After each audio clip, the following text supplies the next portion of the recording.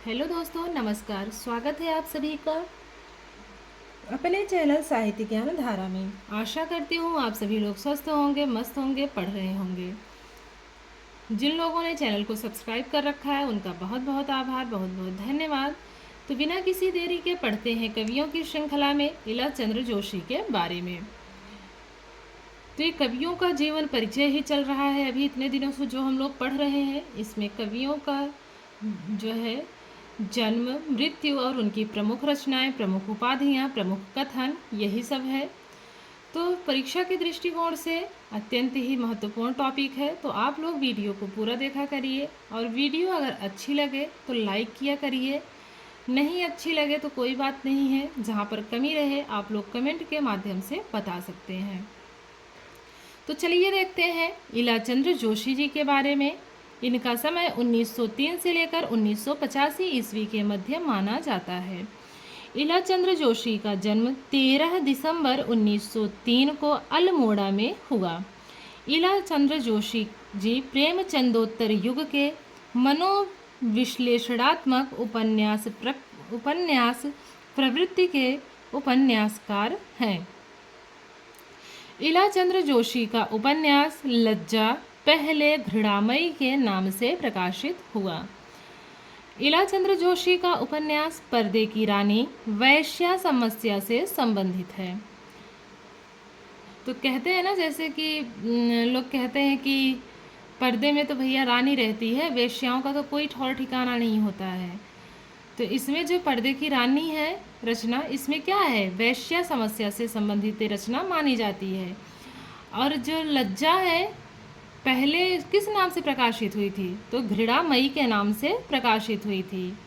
तो जिसमें लज्जा नहीं होती उससे लोग क्या करते हैं, उससे लोग घृणा करते हैं। जिसमें लज्जा नहीं होती उससे लोग क्या करते हैं, घृणा करते हैं। तो लज्जा पहले घृणामयी के नाम से प्रकाशित हुई, ऐसे ट्रिक के माध्यम से याद कर लेंगे। आगे है, इलाचंद्र जोशी ने ही जयशंकर प्रसाद को छायावाद का प्रवर्तक माना है। इलाचंद्र जोशी ने चांद, सहयोगी संपादक, सुधा, विश्वामित्र, संगम आदि पत्रिकाओं का संपादन किया। अब बात करते हैं इनके उपन्यासों की। लज्जा 1929 ईस्वी, घृणामयी 1929, सन्यासी 1941 ईस्वी, पर्दे की रानी 1942, प्रेत और छाया 1944, निर्वासित 1946। आगे है, मुक्तिपथ 1948, सुबह के भूले 1951, जिप्सी 1952, जहाज का पंछी 1954, ऋतु चक्र 1969 ईस्वी, भूत का भविष्य 1973, कवि की प्रेयसी 1976 ईस्वी। अब इसको कनेक्ट करने की कोशिश करते हैं। तो इनके उपन्यासों को ट्रिक के माध्यम से जोड़ने की कोशिश करते हैं कि कोई जो है ऐसे करेंगे कि कोई पर्दे की रानी है, यहाँ से उठाएंगे, कोई पर्दे की रानी है तो उसमें क्या नहीं है, उसमें लज्जा नहीं है। और लज्जा ना होने के कारण लोग उससे क्या करते हैं, घृणा करते हैं। कहते हैं कि इससे तो प्रेत की छाया नहीं जाने वाली है, इसको क्या करो, निर्वासित करो या फिर सन्यास ले लो। आगे देखते हैं, और सन्यास कब मिलेगा, तो मुक्ति पथ पर जाने से मिलेगा। तो सुबह के जो लोग भूले हुए रहते हैं वो क्या करते हैं, जहाज के पंछी की तरह वहाँ से निकल करके जिप्सी पे बैठकर, ऐसे मान के चलिए कि जिप्सी कोई गाड़ी है, जिप्सी में बैठकर कहते हैं कि भूत का भविष्य आप लोग क्या करो, मत देखो, कवि की प्रेयसी को देखो कि वो कैसे ऋतु चक्र की तरह है। तो ऐसे कनेक्ट करेंगे आप लोग, और भी ट्रिक के माध्यम से कनेक्ट कर सकते हैं। जो भी ट्रिक आप लोगों को अच्छी लगती हो, जो आप लोगों से बन पाती हो, उसको आप लोग कमेंट के माध्यम से बता सकते हैं।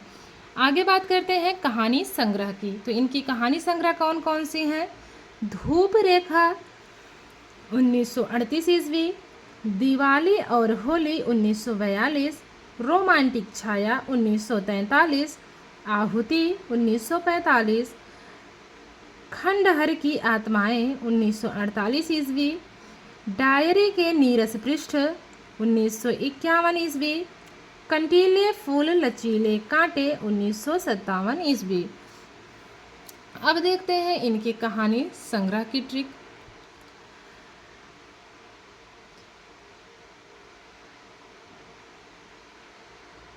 तो कोई रेखा नाम की लड़की है, मान के चलिए। रेखा क्या करती है? कहती है कि मैं धूप में नहीं जाऊंगी क्योंकि होली और दिवाली आने वाली है। और इसमें क्या होती है, खंडहर की आत्माएं जो है उनको क्या देकर, आहुति देके हम लोग कंटीले फूलों के पास भेजते हैं। और इससे क्या होता है, रोमांटिक छाया के आने से जो डायरी के नीरस पृष्ठ होते हैं वो भी क्या हो जाते हैं, अच्छे हो जाते हैं। तो कोई रेखा है वो क्या बोलती है कि मैं धूप में नहीं निकलूंगी क्योंकि दिवाली और होली आने वाली है।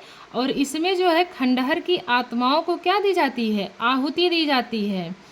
और डायरी के नीरस पृष्ठ जो होते हैं उनको जो है कंटीले फूलों की झाड़ियों में फेंक के क्या करेंगे, हम लोग रोमांटिक छाया ले आएंगे। तो ऐसे इसको जोड़ सकते हैं। आगे है संस्मरण। इनके संस्मरण कौन से हैं? मेरे प्राथमिक जीवन की स्मृतियां, समय है 1921 ईस्वी। अब बात करते हैं आलोचना विधा की। साहित्य सर्जना 1938 ईस्वी, विवेचना 1943 ईस्वी, विश्लेषण 1953, साहित्य चिंतन 1954, रविंद्रनाथ 1955। तो ये सारी की सारी इलाचंद्र जोशी जी की आलोचनाएं हैं। तो इलाचंद्र जोशी साहित्य सर्जना की जो है विवेचना के लिए साहित्य चिंतन करते हुए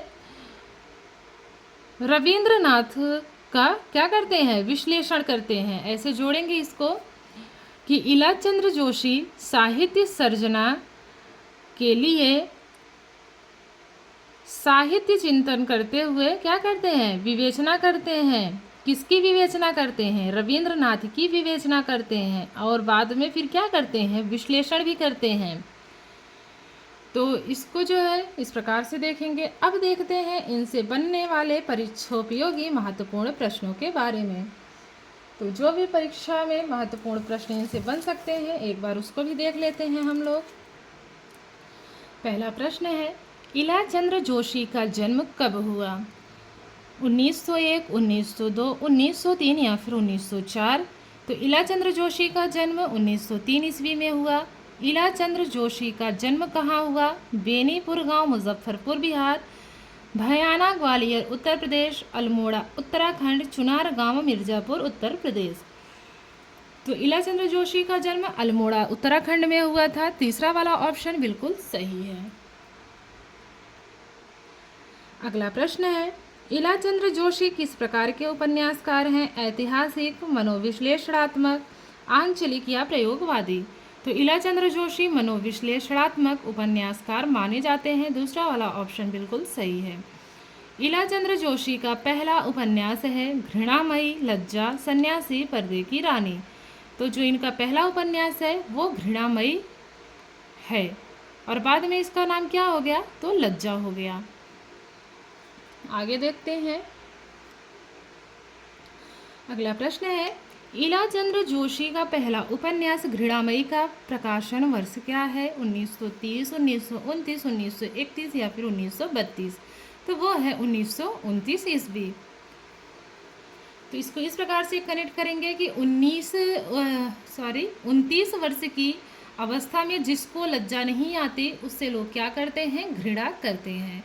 तो घृणामयी बाद में किस नाम से प्रकाशित हो गई, तो लज्जा नाम हो गया उसका। आगे देखते हैं, इलाचंद्र जोशी का वैश्य समस्या से संबंधित कौन सा उपन्यास माना जाता है?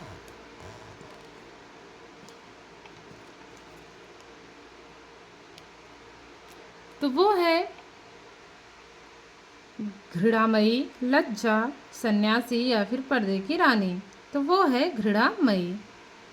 इलाचंद्र जोशी का वैश्य समस्या से संबंधित उपन्यास माना जाता है, वो माना जाता है घृणामयी। अगला प्रश्न है, इलाचंद्र जोशी ने छायावाद का प्रवर्तक किसे माना है? पंत को, निराला को, प्रसाद को या फिर महादेवी वर्मा को? तो जोश में आकर इला ने क्या किया? जयशंकर प्रसाद को माना। तो इलाचंद्र जोशी ने किसे माना है? जयशंकर प्रसाद को माना है। तो जयशंकर को किसने माना? जयशंकर को जोशी ने माना।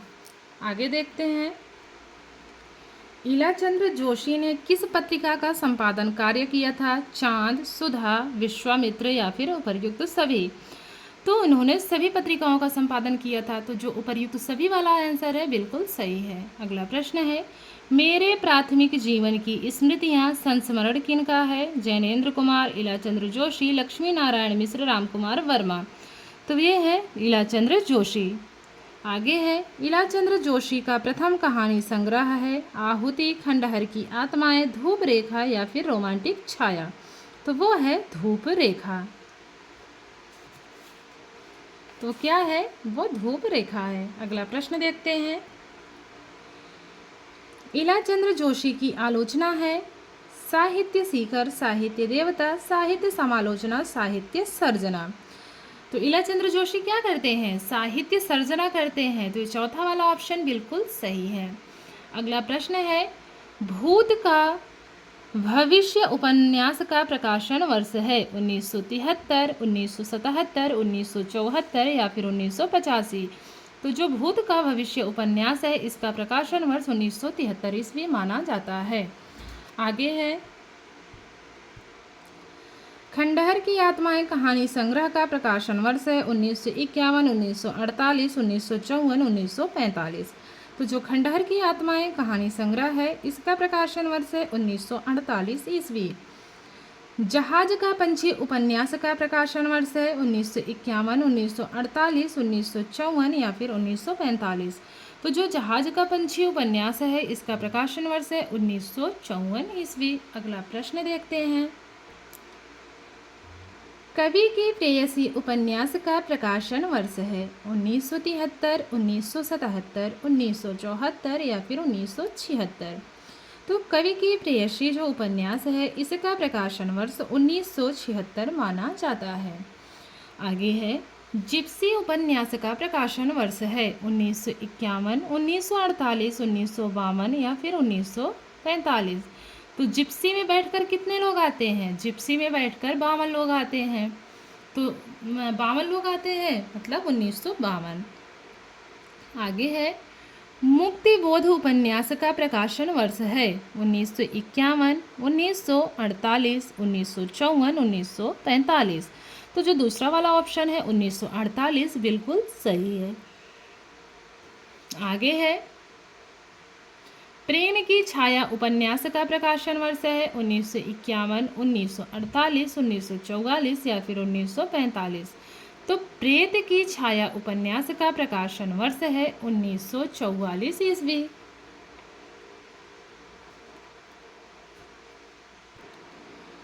प्रेत की छाया उपन्यास का समय 1944 माना जाता है। अगला प्रश्न है, इलाचंद्र जोशी का निधन कब हुआ? 1981, 1988, 1984 या फिर 1985? तो इलाचंद्र जोशी जी का जो है मृत्यु 1985 ईस्वी में हुई है। चौथा वाला ऑप्शन बिल्कुल सही है। तो आशा करती हूँ कि आज की वीडियो आप लोगों को अच्छी लगेगी, और वीडियो अगर अच्छी लगे तो हमेशा से कहती आ रही हूँ आप लोगों से कि जो है वीडियो को लाइक भी कर दिया करिए और कमेंट करके ज़रूर भी बता दिया करिए कि वीडियो सही थी या फिर उसमें और सुधार करने की कुछ आवश्यकता है, कुछ त्रुटि है। जो भी जैसे हो आप लोग कमेंट के माध्यम से बता सकते हैं। और जिन लोगों ने चैनल को सब्सक्राइब कर रखा है उनका बहुत बहुत आभार है, बहुत बहुत धन्यवाद है।